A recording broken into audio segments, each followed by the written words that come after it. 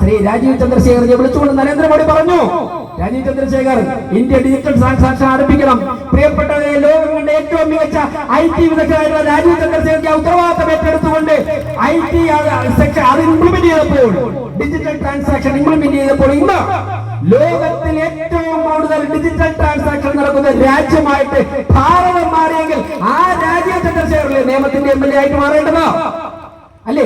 America ഇപ്പൊ ഇന്ത്യയോട് ചോദിക്കുക, അമേരിക്കക്കാരാണല്ലോ എല്ലാം കണ്ടുപിടിക്കാൻ വിദഗ്ധർ. ഇപ്പൊ ഇന്ത്യയോട് ചോദിക്കുക, നിങ്ങൾ എങ്ങനെ തേടി, നിങ്ങൾ എങ്ങനെ ഇന്ത്യ പോലുള്ള ഈ മഹാരാജ്യത്ത് ഈ ഡിജിറ്റൽ ട്രാൻസാക്ഷൻ എല്ലാവരും അമ്പലത്തില് ചന്ദനന്തരായിരിക്കുന്ന തിരുമേനിയുടെ ഉൾപ്പെടെ കയ്യിൽ QR കോഡ് കാണുമ്പോഴേക്കും നമുക്ക് സന്തോഷമാണ്, അഭിമാനമാണ്.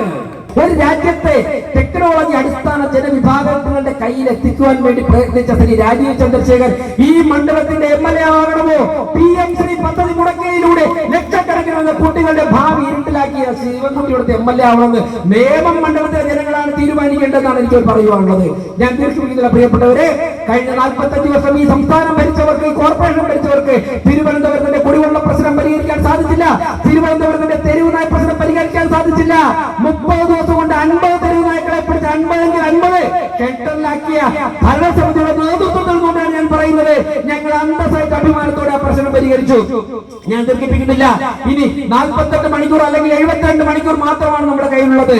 കേരളം കണ്ട ഏറ്റവും വലിയ ഭൂരിപക്ഷത്തിൽ രാജീവ് ചന്ദ്രശേഖർ നേമം നിയോജക മണ്ഡലത്തിൽ നിന്ന് കേരള നിയമസഭയിലേക്ക് എത്തട്ടെ എന്ന് ആത്മാർത്ഥമായിട്ട് ആഗ്രഹിച്ചുകൊണ്ട് അദ്ദേഹത്തിന് താമരയുടെ കാര്യത്തിൽ ഒരിക്കൽ കൂടി വോട്ട് കൊടുത്തു നിർത്തട്ടെ. ജയ് ഭാരത് മാതാ.